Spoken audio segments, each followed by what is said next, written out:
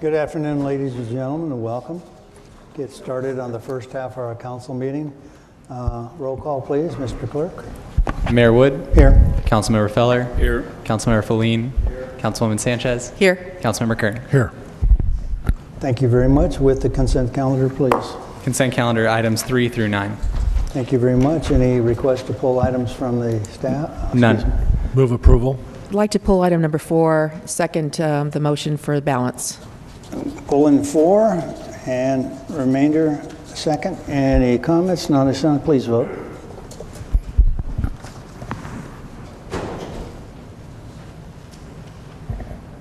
Item approved, 5-0.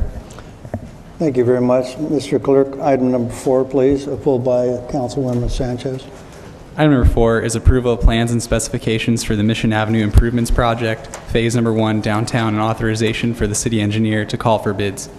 Esther, yours, please. Thank you, Mr. Mayor. I requested that this item be pulled because I am opposed to Mission Avenue between Horn Street and Coast Highway being one way, and also the reverse diagonal. I think that is not a good fit for our residents in terms of those that we hope to have dining on the sidewalk, to have the smoke and the exhaust come towards them, as well as I anticipate we'll be having more traffic problems with that, traffic accidents backing up, especially for our seniors. I know my dad will have a hard time parking like that. So I believe that we could have and we should have, even if we choked it down, and I would have agreed to that, we could have had a separate bike path. We could have done a really, really fantastically great Class A1 bicycle path, and really use this as a model for the rest of Coast Highway and other places. And instead, I think that the only fix to this is to spend more money on doing it. And I do believe that a lot of residents, once they see this one way going down and then one way in other streets, they're not going to like it. So I'm going to oppose this. Thanks. Thank you. I agree with her on those items, and I mentioned that in the past, but I also said I supported it last time because it's been through a lot here in the city, and I want to move forward, and I still agree with some of those items that I don't think should be in it, but with that, please vote. We have a motion. I'm sorry. I think we probably have to make a motion for item number 4. Yeah, I'll move that we approve I item forgot number to ask any public on this. We do have one member of the public wishing to speak on this Public, item. Thank you. Mr. Howard LaGrange may come forward to speak for 3 minutes. Hey, Howard. Thank you, Mr. Mayor and City Council members. My name is Howard LaGrange, and I'm representing the Oceanside Bike and Ped Committee today. I've also worked on the Mission Avenue project probably for the past maybe 5 to 8 years with Kathy Braun, and we tried to balance everything out the best we could as far as pedestrian and motorized and bicycle traffic.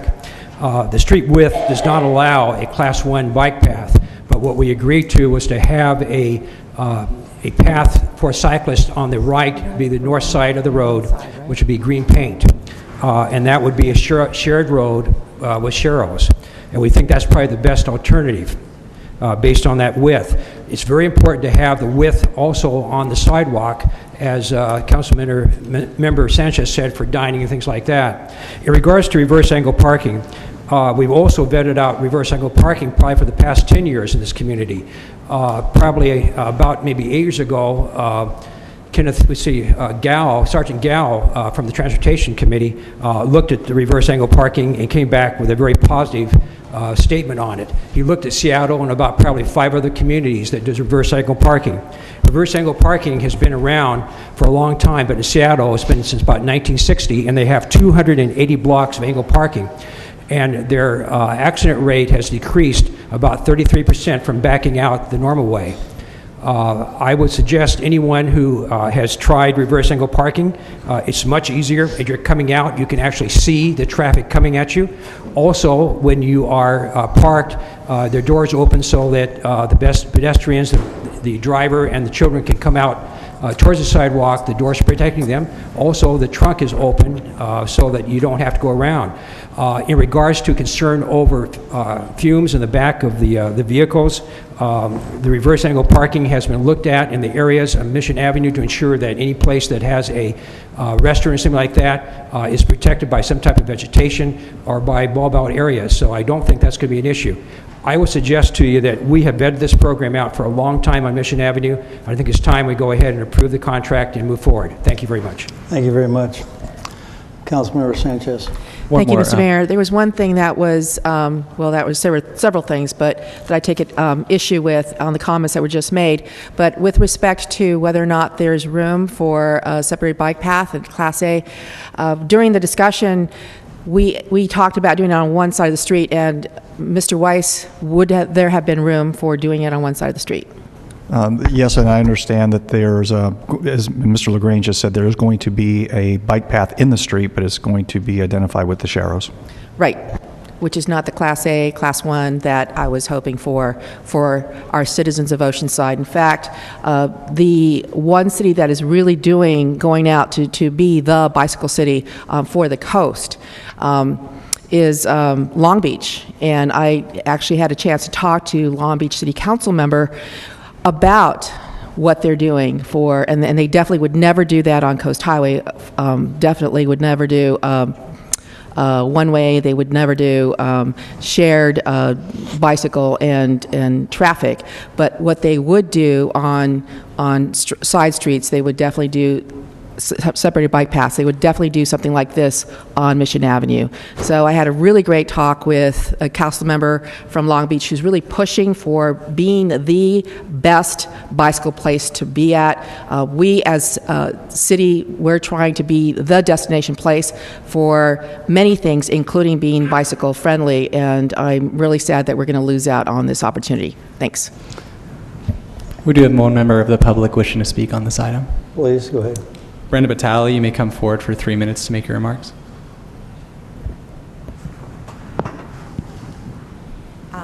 Okay, this is related to the corridor as well. I've been watching the plans, I've come to the meetings before, and I do agree with what we're doing. I think it is going to be a good improvement for the city of Oceanside. The concern I want to express is when you've allowed buildings to go in, you have had the foresight to create the 35-foot from the curb on both north and south sides. And the reason I was told was that it prevented having the tunnel vision going to the sea as people go down Mission. I did want to point out to you, and I can see it because I watched the construction above, the Marriott that's going in, Spring Hill Suites, they're at the 35-foot mark where they're supposed to be, but they are overhanging. They have decks on the north side. There's 3 in the forward one. They look to be 6 by 6 or 8 by 8, and those decks are fine. They have a little railing around them, and they won't cause any problem. But what they are doing is they're skirting it with a wall, a decorative wall basically. It's just a barrier wall that goes from the 2nd floor up through the 5th floor, across the top of 2 and back down the other. So what you are ending up doing is having your 35-foot corridor cut down. So I did want to mention that, so that it kind of sets a precedent for other construction that might hold their bottom at the 35 feet and then extend over with an overhang.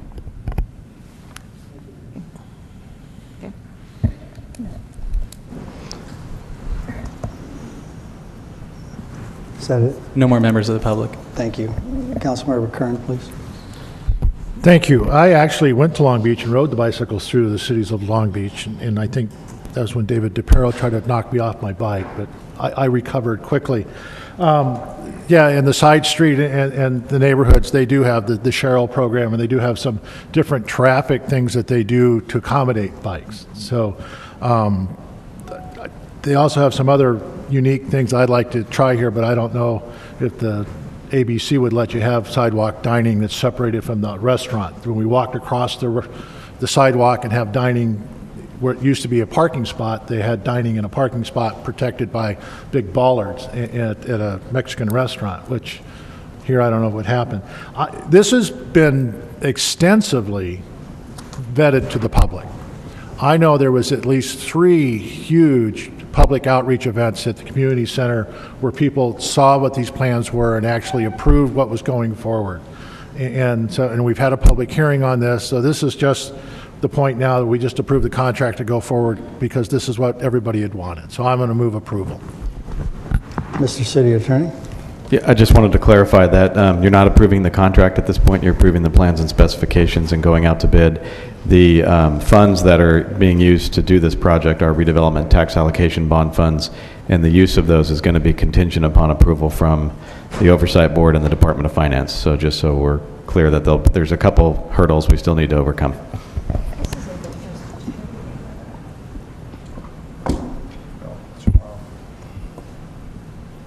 Question? Yeah, I recall a conversation that I had with the city attorney that possibly by April 1st, this is April 3rd, that we would have heard about possibilities of going forward. I think the conversation we had was about the due diligence review. And the one you're referring to is the all other funds. We've already had the low mod fund approved, and we're still awaiting approval. I believe it was supposed to be today that we would hear something. I have not heard anything. I see Ms. Farrow in the back. I don't think we've heard yet. Oh, okay. Thank you. Please vote. Second. Thank you. Was it, you have a motion? Yeah, motion for approval. You second on it. Thank you very much. Please vote. Motion approved, 4-1, Sanchez, no. Thank you. Mr. Clerk, item number 10, please. Item number 10 is a joint City Council Harbor Board of Directors item. It's harbor management outsourcing proposals. Thank you.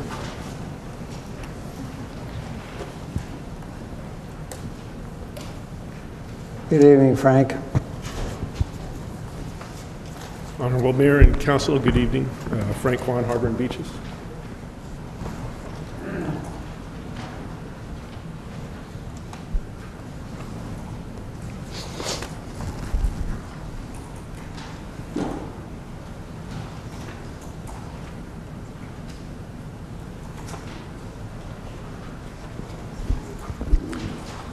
Item number 10 is regarding harbor management outsourcing.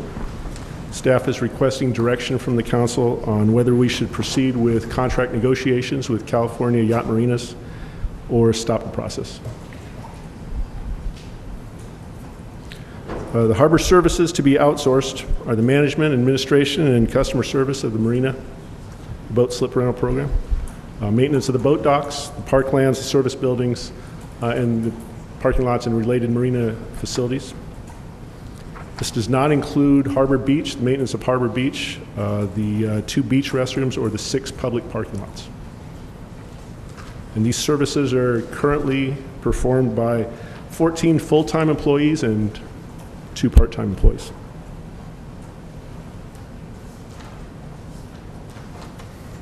We released a request for proposal, an RFP, in August of 2012. We received 4 proposals. We rejected 1 as being incomplete. In early December, we conducted interviews. At the conclusion of the interviews, California Yacht Marinas was ranked number 1. The costs in the staff report were based on fiscal year 2012-13. Since the fiscal year is nearing an end, our finance department updated the figures and provided a 5-year forecast, which I believe she sent you on March 28th. This is a summary of that. The 4th line is the combined total harbor administration and maintenance budget. The city staff costs include all labor at the fully burdened rate.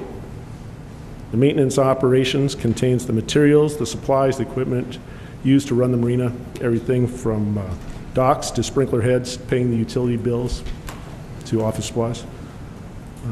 The excluded costs, that is on line number 5, will continue to be charged to the program, even if the services are outsourced, which will provide no additional savings to the city. Several staff members will be retained to provide contract administration, oversight, and to maintain the public beach, the restroom buildings, and the adjacent areas.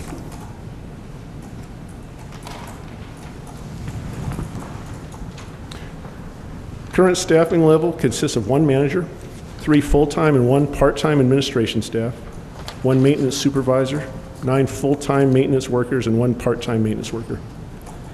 2 of the full-time maintenance workers and the part-time maintenance workers spend the majority of their time maintaining Harbor Beach and the other non-marina areas, so they were not included in the RFP. CYM has proposed to have a staffing level of 1 manager, 3 administration staff, and 5 maintenance staff. It's the same number of people that they use at their Cabrillo Marina in San Pedro, which is comparable size to Oceanside.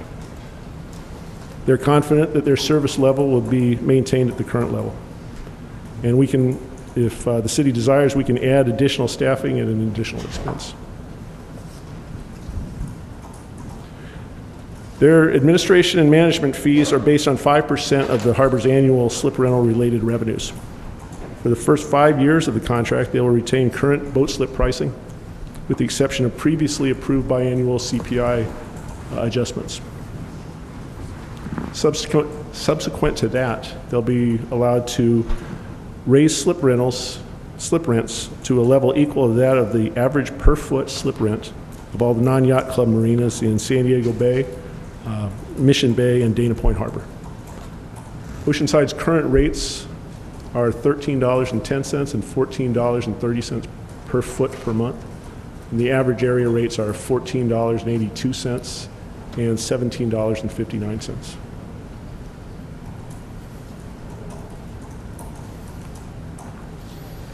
CYM would be responsible for all of the dockside activities, including the maintenance, the operations, the claims and indemnity. And if we go forward with this, the detailed terms, the conditions, the maintenance levels, and insurance requirements would be negotiated. That concludes my presentation. I'd be happy to answer any questions. Also here today are Kevin Ketchum. He's one of the CYM's principals and their general manager. They also have some of their senior staff and principals, Gerald Thomas, Mary Kuhn, Leif Thomas, and Cameron Thomas. Thank you. Frank, have a seat at sidebar. Appreciate that. Mr. Clerk, public. Yes, we have 9 members of the public wishing to speak on this item. First, we have Kevin Ketchum.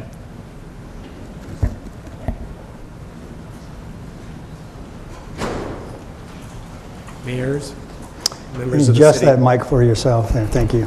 Thank you. Mayor Wood, members of the City Council, thank you for this opportunity to introduce ourselves. Gerald Thomas, partner, his brother Bill, who couldn't make today, is on a family vacation, and myself with their father in the early 80s started the marina business. Over that period of time, today we are the largest marine operator in Southern California with 6 marinas in 3 counties with over 2,100 slips. We also have various other real estate. Our total month-to-month customer base is over 5,000. We are recognized in the marina industry of being experts in the field of management. We have experience from taking marinas from raw ground, developing from new. We've had experience with taking older facilities, remodeling them. We have experience in taking over operations from one private operator to another. And we also have experience with taking over the operations of a large municipally owned and operated marina. The 2 marinas that probably have the most direct bearing when we look to Oceanside is our operations, the management of Cabrillo Bay Marina. Over 10 years ago, the City of Coronado conducted an RFP process for the management of their marina. We were successful in that RFP endeavor, and we've had a great working relationship with the city ever since. If I could, we asked them in responding to the RFP, we asked them to give a comment, and this is what they had to say. They have guarded city resources as if their own and delivered a safe, clean, well-maintained facility. They are a private sector company with a thorough understanding of managing in a public sector environment. I recommend them wholeheartedly, and that was from Leslie Salter, City Treasurer and Director of Administrative Services. Cabrillo Marina, real quick, is a 860 slip marina that the city of the Port of LA had developed and managed for their own account for over 15 years. They decided to do an RFP. We were successful in that. That was in 1998. So we went through the transition of a municipal operation to a private sector. And I think what Leslie said it best is we understand that a municipally owned marina is different than a private sector owned marina. If you check, and I know that staff has, we understand that relationship. Our responsibility goes on more than just the day-to-day operation of a marina. We know that a marina is a fabric of the community. And that is the approach. And our response to the RFP was one of providing information and to really work with staff as the idea of outsourcing, to provide information and feedback from the private sector, how we would go about doing it, to give information to help make this decision. That has been our approach. Thank you. Thank you, sir. Mark Rubens may come forward to speak for 3 minutes.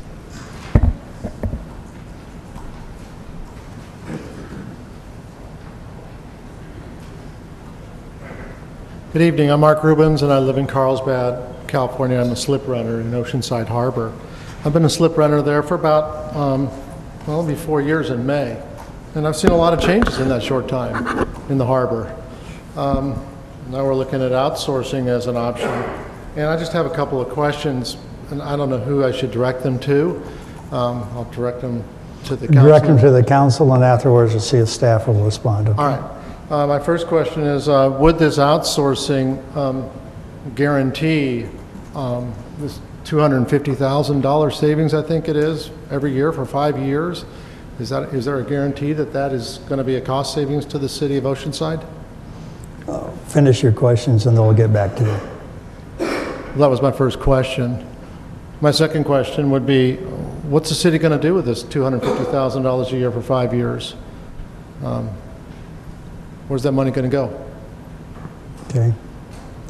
Is that the only questions you have? Yes, sir. Thank you. When we finish with the rest, the public will have them answer all the questions for you. Thank you very much. Thank you. Thank you. Richard Miller may come to the podium at this time.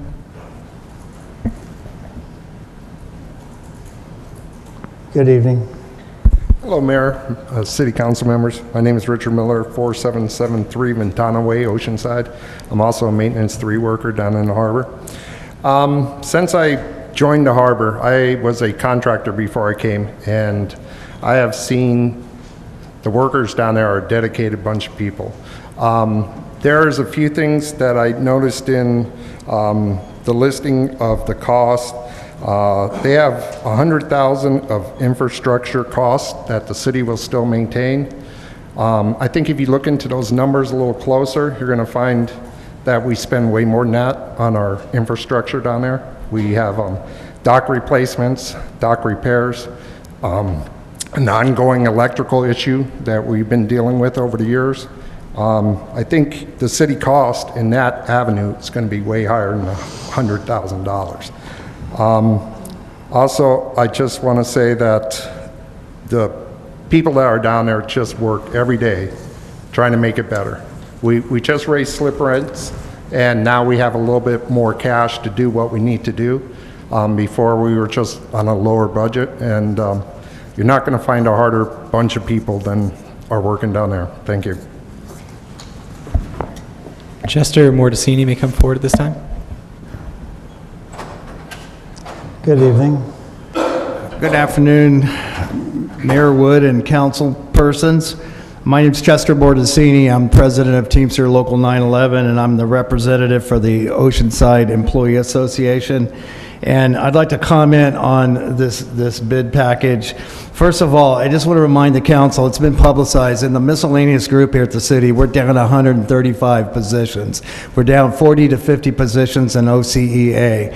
And I just want to remind you all again that the lack of bodies to do the work is getting to it's becoming a critical issue if in fact on an ongoing basis, and if there was a catastrophic event, who are you going to get to do the work? If you look at this bid, you know, in the first line, at least on the handout that I have, the vendor is going to reduce the cost of the current employees by $380,000. And I just want to bring to your attention, what kind of employees are they going to be able to hire for $380,000 less if they're hiring the same amount of people?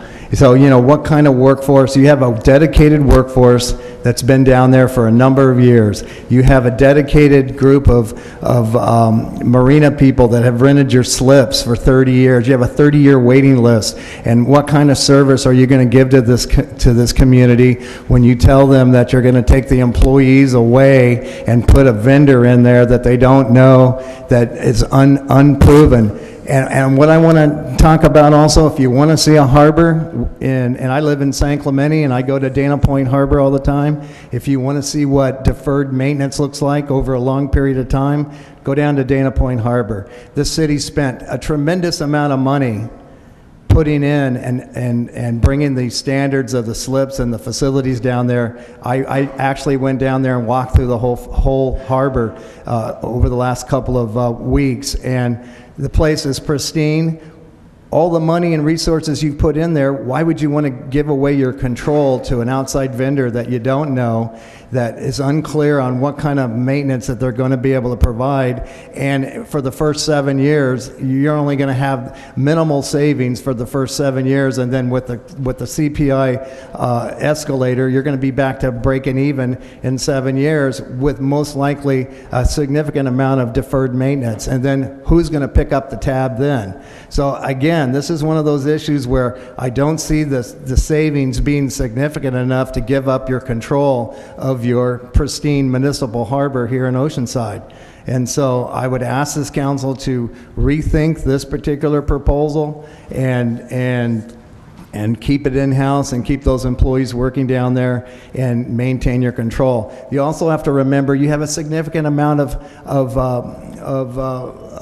you know, parades and I'm lost for the term. You know, special events, that's what I was trying to get. You have a tremendous amount of special events. You're adding special events. Our workers from OCA are the ones that take care of those special events. So I would just ask you to reconsider this and vote to reject this proposal. Thank you. Thank you. David Albert may come forward at this time. Good evening. Hello, Mr. Mayor. Dave Albert, local resident since 1951, harbor resident for the last 20 years. As Mr. Kerr said, used the phrase, this has been extremely vetted, extensively vetted, discussing the traffic.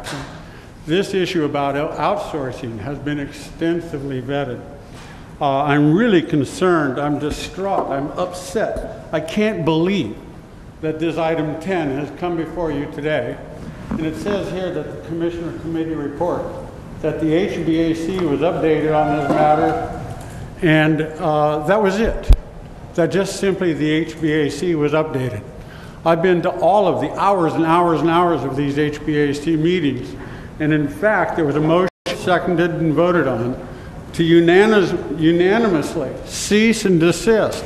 Stop wasting staff and city management time further investigating this waste of time and money and loss on this outsourcing. I know you folks here on the council have seen this. I know you know better. Common sense dictates that staff and management shouldn't hide these facts from you or the public. A 2.5% savings to begin with at the onset, Mr. Manager, you know is a loss. It's an extreme loss. You can cut that from your department alone. You can cut that from lower personnel. I have nothing against the California Yacht Management. I'm sure they're well qualified, but they themselves have expressed how well operated this city is. This harbor is an extremely well operated harbor. I've been to most of them between San Francisco and Cabo San Lucas, and I appreciate this harbor better than any. I have my complaints and my gripes, and sometimes I think I see some of the workers standing around and doing nothing. They can improve on that. Mr. City Manager, you can improve on that. Staff, you can improve on that. Do not outsource, do not take away the jobs from hardworking Oceanside locals. Do not disregard the free volunteer efforts of your citizens who voted against as a committee to cease and desist. I don't understand why this topic comes up. It's just sheer asininity. Thank you.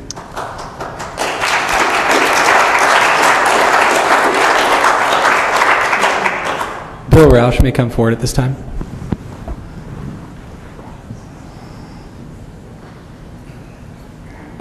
I'm Bill Roush. I'm a slip renter. I live in Carlsbad. I own property here in the city of Oceanside. I have a different take. You're talking money, not much money. But I've been a slip owner for 20 years. What about our dream to make this a jewel of the North? You're going to take that away. You're going to disenfranchise us by putting a layer in the middle. Make us part of the team.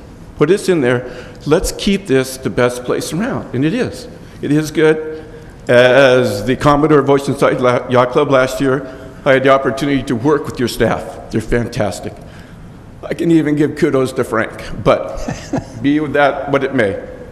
Please, don't put a layer between us. Let us work with you. Let us be your team. You have a Harbor Advisory Committee.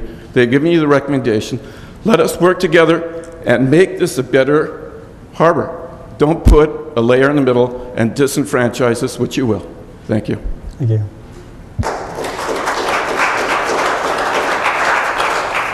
Ladies and gentlemen, the applause. I'm not going to stop you, but sometimes it makes things last longer. I appreciate it. Next. Dennis Schwander may come forward at this time.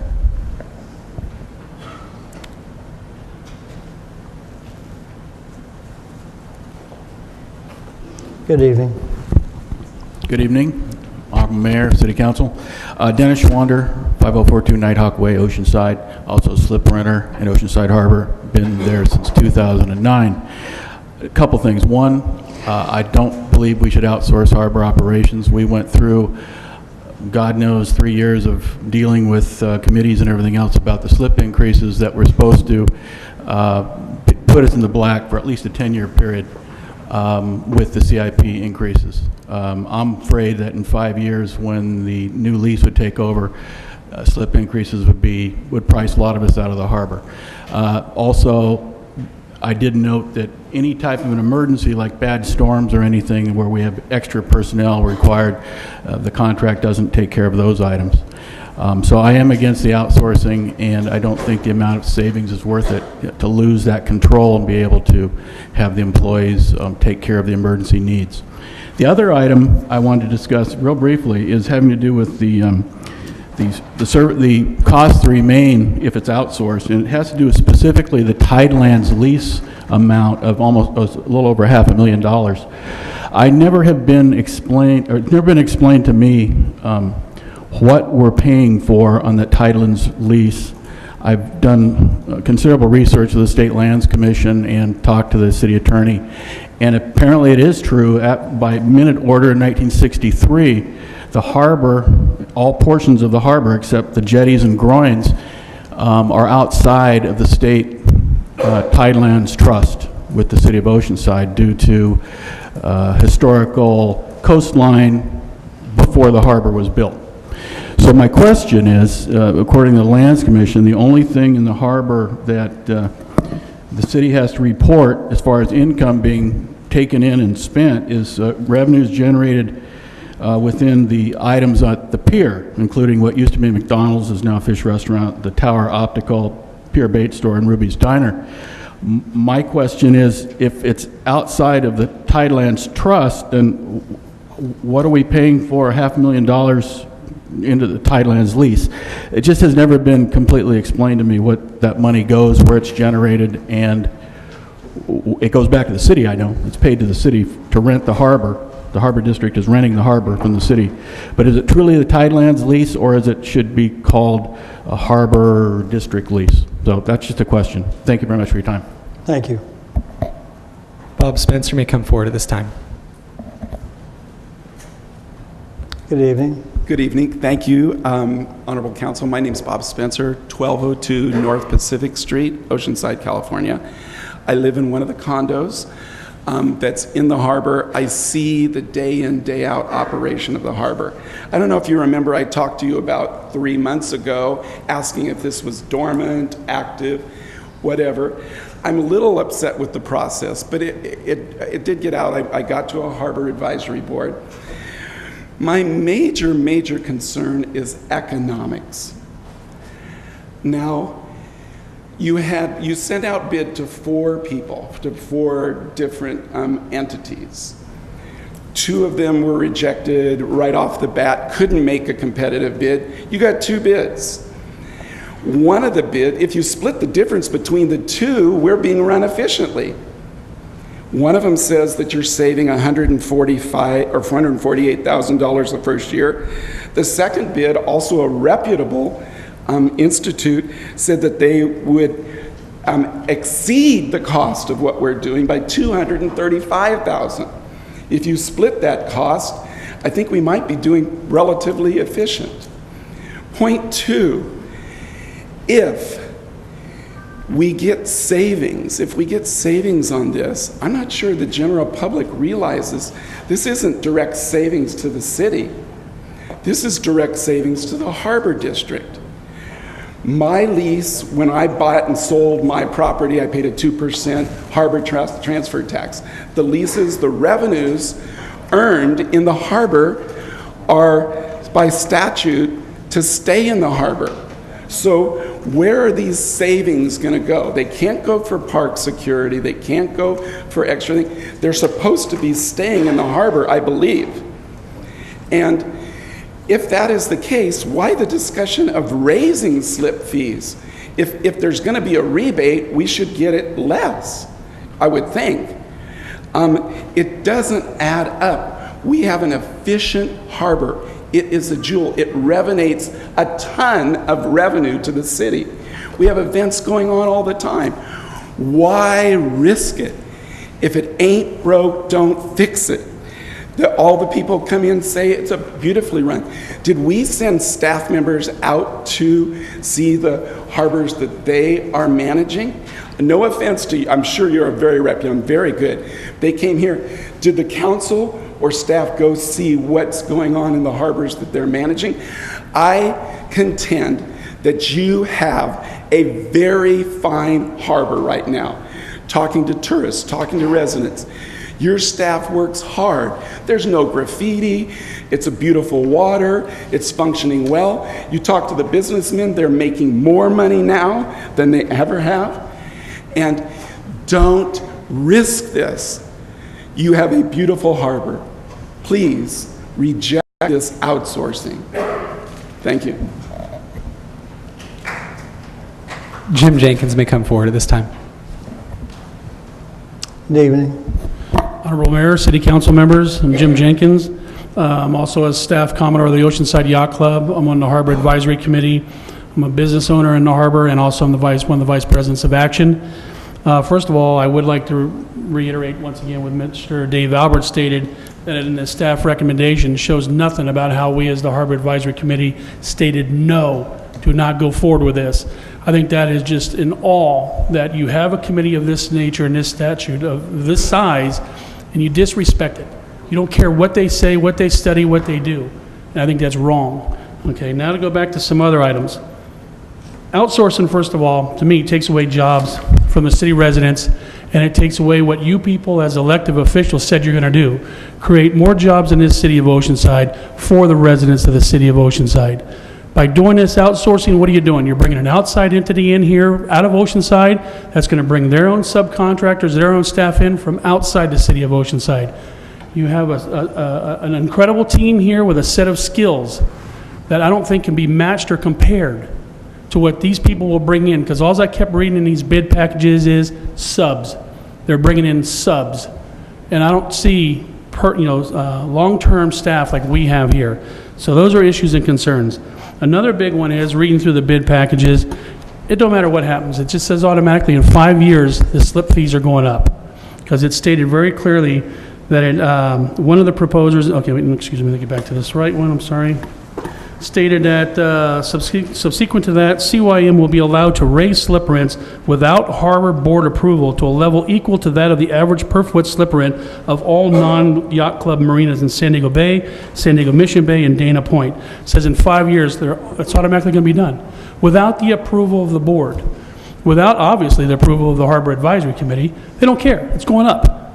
That's wrong. We've already been hit with a $3 per foot increase, and we're told that's what was needed to cover for the next 20 years. We were lied to again. Remember the savings. I think Dr. Mark Rubin stated, where's this money going to? About a $200,000 savings? No, it stated a potential savings of $148,000. Potential. There's no guarantee there. So therefore the issue is, that could be 100. It might be 160, but I don't think this is right. Also, there's no stated what is the actual annual fee, the cost to manage. It just says 5% of the net. That's a variable again. All these variables are horrible. So outsourcing to companies like these only allows success of one thing: their ability to create a monopoly by raising rates, creating high vacancy ratings by raising rates, creating a diminishing effect of what this harbor was meant to be as a small pleasure craft marina for the average blue-collar worker by raising rates. If not mistaken, the waiting list right now has continued to deplenish, to go down. We're down like in the low 30s. We were very high, but our vacancy ratings right now are 0. But in their bid package, they stated how the average vacancy rating in most harbors is 17 to 30%. You keep raising the rates like it's already got in their bid package, and we're going to be at 17 to 30%, and that's horrible. I just got a couple more things. I got to finish this. So once again, don't disignore the harbor and advisory committee that you had. But I do want to make one thing clear. Sorry, I have to point out, Mr. Kern, Feline, Mr. Feller, outsourcing is a definite sign of your guys' weakness in your abilities to perform your jobs. You were elected to represent the people of this city and to manage. If it is necessary to have an outside management firm come in to manage our harbor, then why do we need you to manage our city? It's wrong. Do your jobs. Well, you have a great operation down there, you have a great staff, manage it. You don't need these other people to come in here and take away what you've built up over the years. Thank you. Thank you.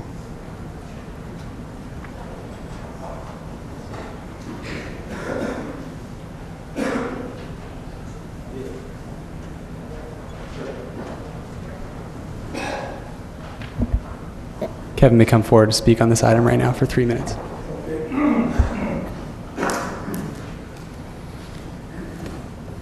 I guess we're good here. Okay, council members, good evening, and I appreciate your addressing this issue in this format. I haven't had a whole lot of time to organize my thoughts on this. Name and address, please. Oh, I'm sorry. My name is Kevin Byrne, and I live here in Oceanside, and I'm on the Harbor and Beaches Advisory Committee. Thank you, sir. And addressing this issue of outsourcing.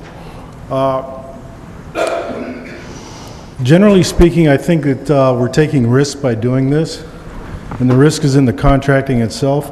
It's an open-end contract. They give you a flat bid for a certain amount of services, but those services may or may not be realized in the sense that their job will be to make money. And one of the ways you're going to do that is by always constantly farming for extra services. I read in their proposal that they plan to have a total of 5 rank and file members to service the harbor, and currently I believe we have 9. Well, that's not an equivalency. They can't perform the same function with fewer people. They don't know the harbor as well as our people, and to that end, I think that they will be looking for extra work. There's no, my biggest concern with service contracts is that there's little to no control. Now, I found it interesting in that 2 of the bidders, the lowest bidder, complimented the city on the way that the harbor is being run now. I think it's well known that it's a excellent run harbor up and down the coast. And I just, so I have a problem taking the risk of losing that effectiveness, losing those tools. It might look good on paper, but I don't think there's any guarantees on this type of contracting work. So essentially what I'm trying to say is that I don't think it's a good idea. The Harbors and Beaches Advisory Committee came out against it unanimously, and I just want to support that. Thank you for your time. Thank you, sir. No more public at this time. Thank you, I appreciate that. Come back to the council. Councilmember Sanchez, please.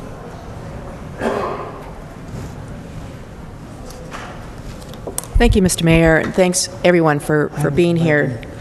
This is certainly a very critical issue for our residents, for the city, for the citizens of Oceanside, and especially for those who are the ones that pay into this enterprise fund. You are the slip owners. You pay the operations costs, and so it is really important that we hear from you. First of all, I do want to reiterate what the staff report indicates, and that is that even from the two qualified finalist firms, and only two finalist firms, what they said, which is that harbors go out to bid when there is general customer dissatisfaction and or an inability to adequately run the harbor. And we have a quote in here that says both of the proposers complimented staff on how efficient the harbor is currently run. That is really important here. In addition, contracting out will not result in any significant savings for the city. This is an enterprise fund. The slip owners that pay, again, you pay for the operation of the harbor. You're satisfied with the city's employees, and you are requesting that we do not contract out. And I do note that the Harbor and Beaches Advisory Committee voted unanimously against contracting out.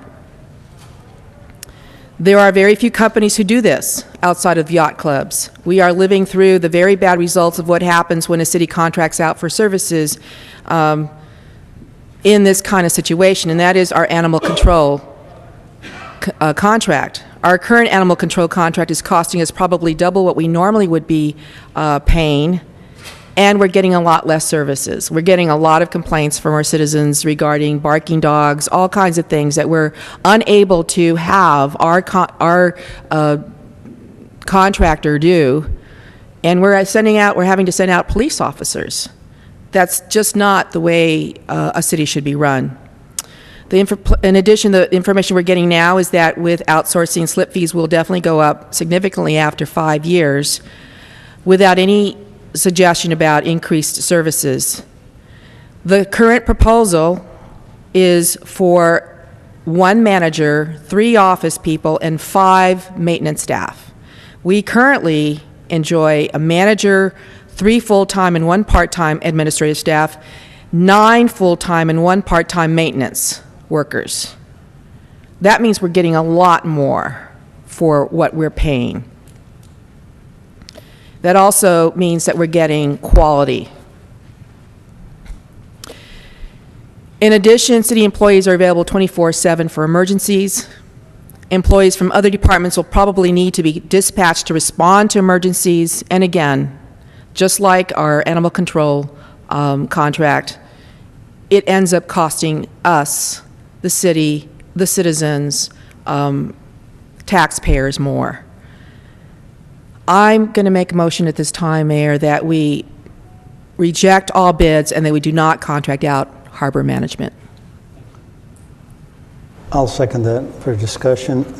By the way, I wanted some of the questions answered for some of the speakers. I held off because I wanted the city attorney to sit back down in case there were some tough questions for staff. Could you address some of those questions that were asked of you? And if you need help from the manager or the city attorney, go right ahead. Mr. Ketchum is going to address the question number 1, which is, would outsourcing guarantee a $250,000 savings every year?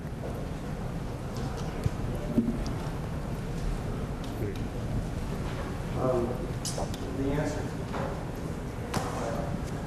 Red light on? No. Oh, I'm sorry. excuse me. Our proposal and the cost estimates do not show a $250,000 savings. I think current number, we're looking at about $186,000 in year one. But as far as guarantees, no. The answer is no, and we did not represent that. However, if you check with the city of Coronado, for example, we don't see a budget of how much we can spend. It's the cap. And we consistently come in 20, 30% below projected numbers.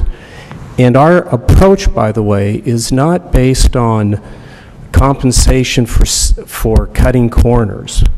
It's not a percentage of net after expenses. There is absolutely no incentive to us to not do a first-class job.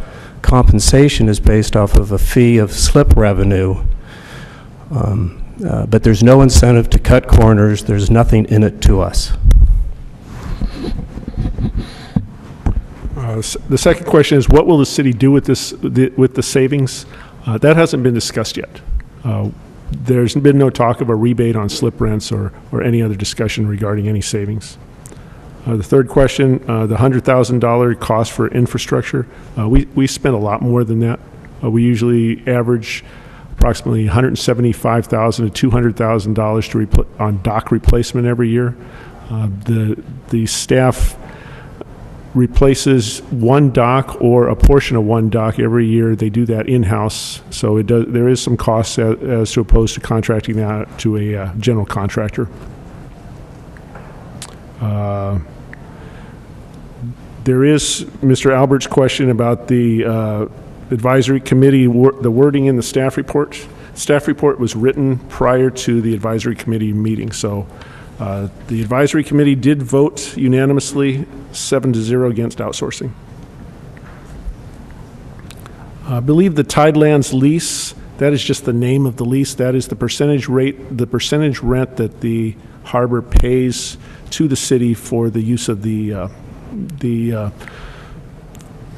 land and the infrastructure, the streets, etc. It is different than the beach and pier, the Tidelands lease. That goes to the state Tidelands. Mr. Spencer's question, did staff visit the California Yacht Marinas? I visited one approximately 2 months ago in San Pedro. I've been to 3 others through the years. They're very well maintained. They're high-end marinas. Mr. Ketchum can address the question about staff and using subcontractors.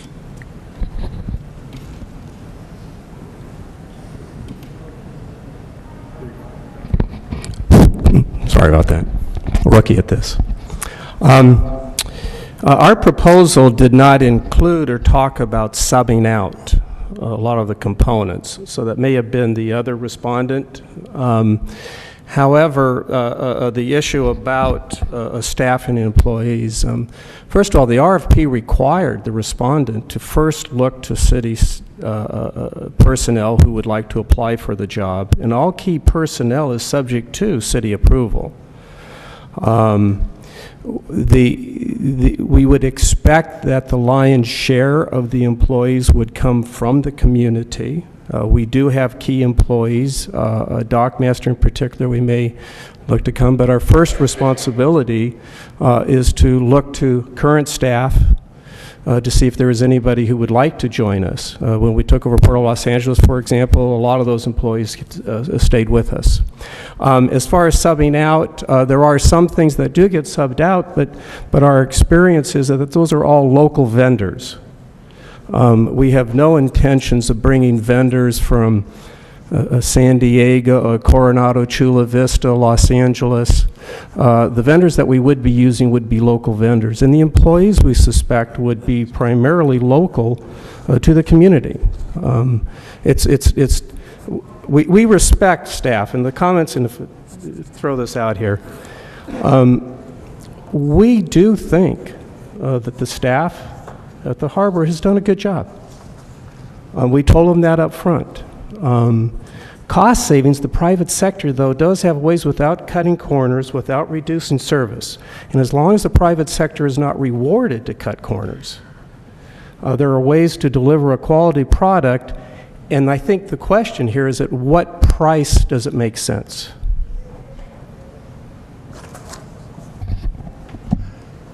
Is that it, Frank? That's all the questions that I... Thank you very much. Back to the council. I have no lights on, but I have a light on. Councilmember Feline.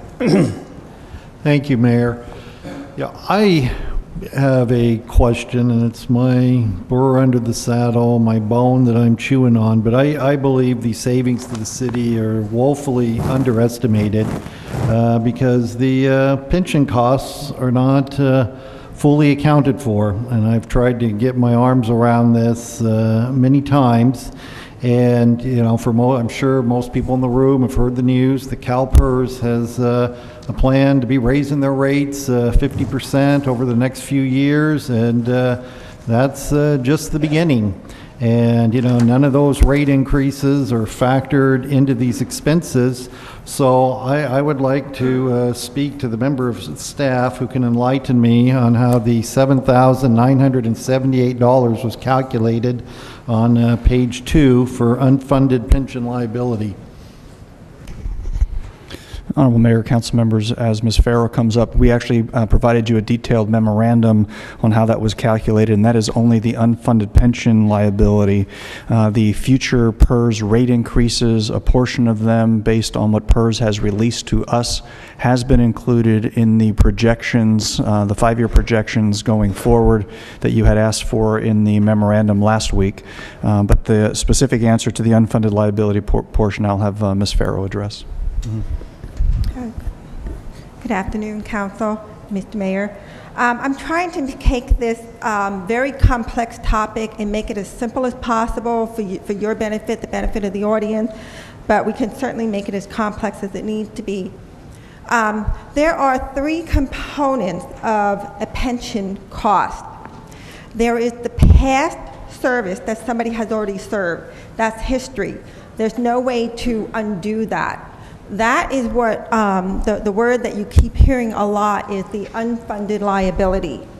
So there is an unfunded liability that the city owes CalPERS, and based on the 12 positions, if this was going to be outsourced, that is the cost that the city would have to continue paying to CalPERS until we get caught up with the liability amount. The second part is the current service. What is the employee earning this year? In this example, for a fiscal year 13-14, for those 12 positions, it's $51,360. If we were to outsource and those positions were eliminated, that piece goes away. The city no longer is liable for paying that. There's also a third piece called the future service. What are employees going to earn future years down the line? Now, of course, we don't know how long they're going to work, how long they're going to live, all sorts of other assumptions. So CalPERS gives us an estimate of what they think the future cost is going to be. So in my little spreadsheet here, I showed starting in fiscal year 14-15, based on the CalPERS analysis, that we are going to pay $54,100 that 1 year, and it increases continually. Again, if we do outsource and eliminate those positions, that goes away. So the amount that remains on the city's ledger, if you want to call it, is the unfunded liability. And once those if those positions are eliminated, the city is still liable for it, so the remaining employees have to continue paying that amount. What CalPERS is proposing, their board only did the first hearing, they haven't done the second hearing, is they want to recover that unfunded liability within 30 years. At the end of 30 years, the city will be fully funded, and then there is no more cost to the city. We don't have those numbers yet. We will not have them until the end of June 2015, unfortunately. But I was trying to give you this spreadsheet to show that the first line, the past service, which is the unfunded liability, that remains with the city regardless of whether we outsource or not. Have any other questions? I'm trying to keep that simple.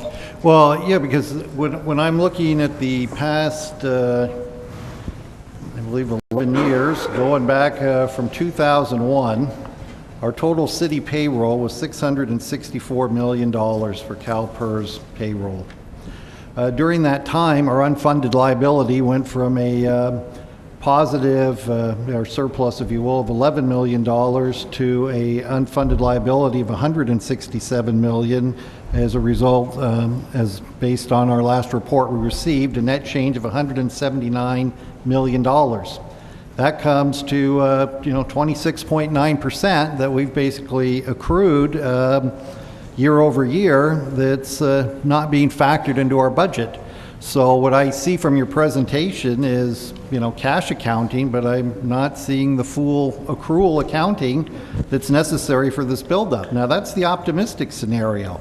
If we compare the surplus to the termination liability that was in the last report of a change of $482 million, the total liability was $471 million. That's 72%. Of unfunded liability, 72 cents for every dollar in payroll that's building up, that's not being paid anywhere.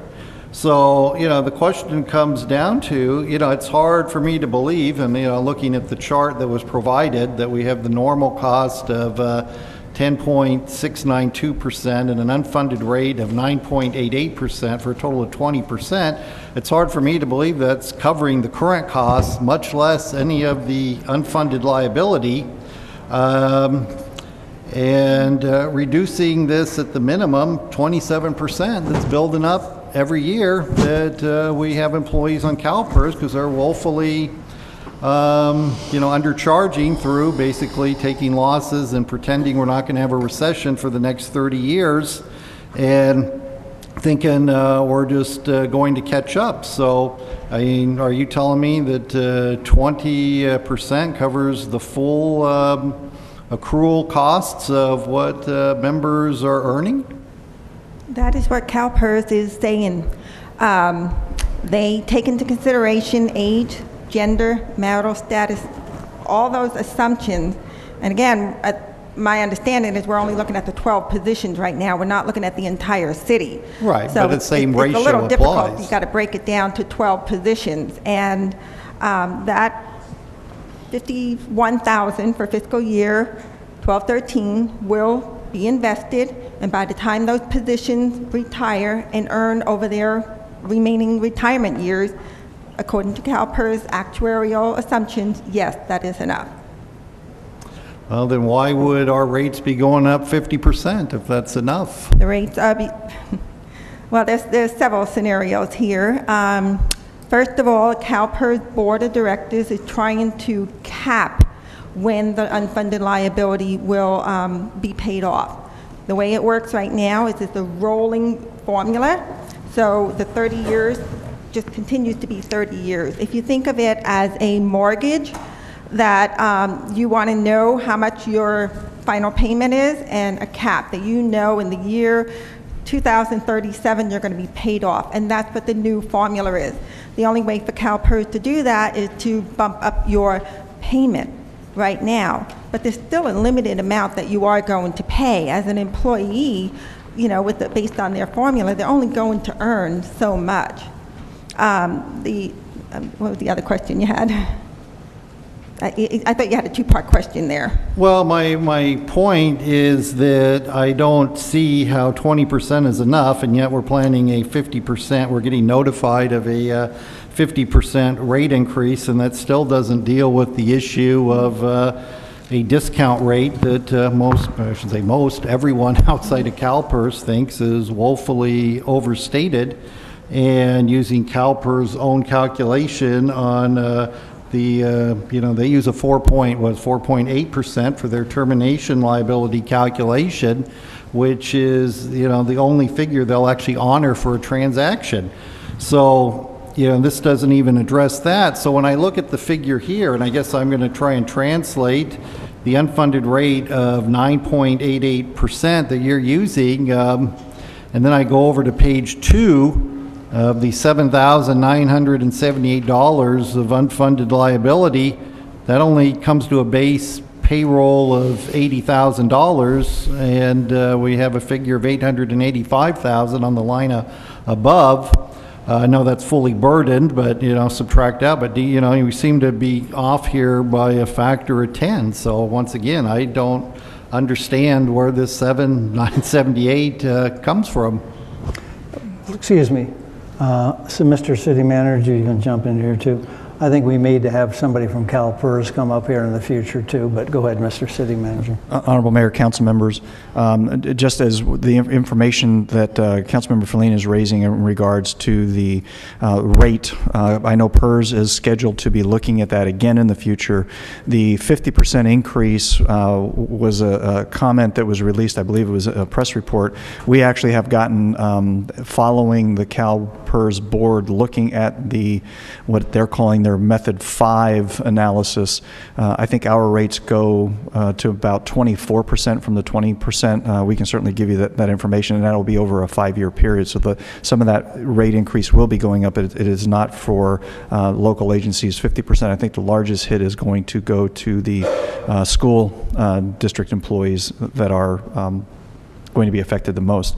One of the issues that you do have the ability to do, separate from looking at modifying CalPERS's way of giving us our numbers, just like a mortgage, you can prepay it. There is nothing in the PERS that restricts us from identifying some number to say, rather than pay off the unfunded liability of what PERS is now doing over a 30-year period based on their rate increases. There's nothing stopping us from saying we want to make an additional payment of whatever number, $1 million a year, to PERS to pre-purchase, if you will, and buy down some of that unfunded liability. That is certainly within the council's authority to direct us to do that. If that's something that you would like to do, it will not change our long-term rates or the rates CalPERS passes on to us, but it certainly will buy down quicker that unfunded liability.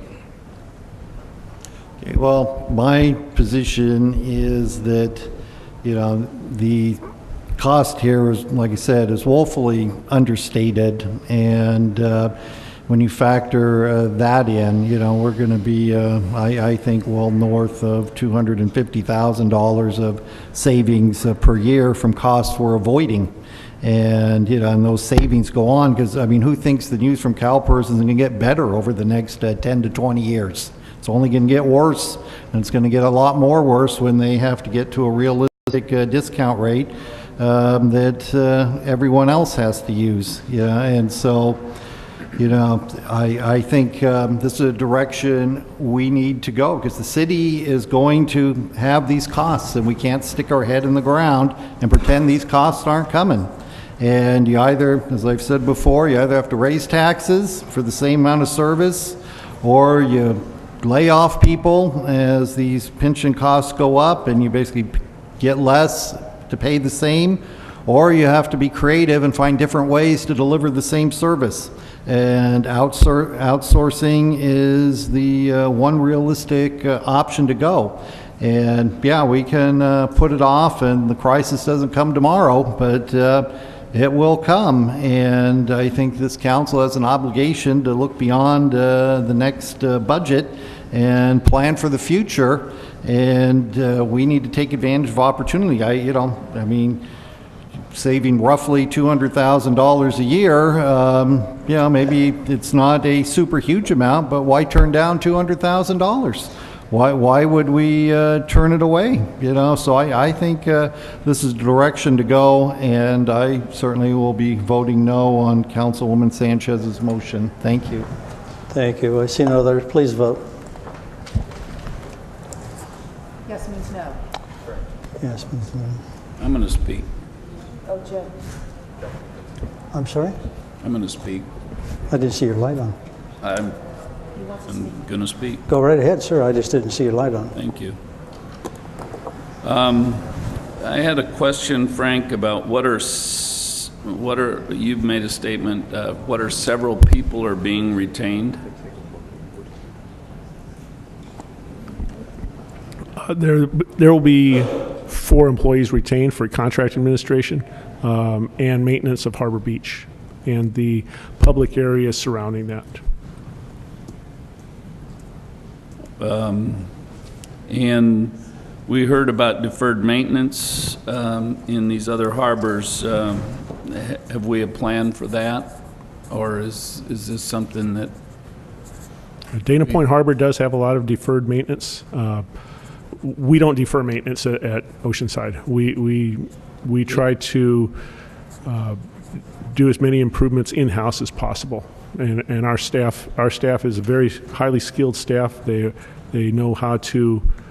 This is one of the very few harbors. I don't know of any other marinas where they replace the actual floating boat docks in-house. So all of these employees here can operate boats. They can tow 100 tons of dock through the harbor.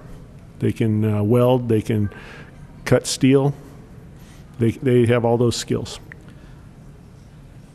And do we have 9 people in the harbor at all times, besides the ones in the office? We're short one right now. We had a retirement several months ago, and we have not filled that position yet.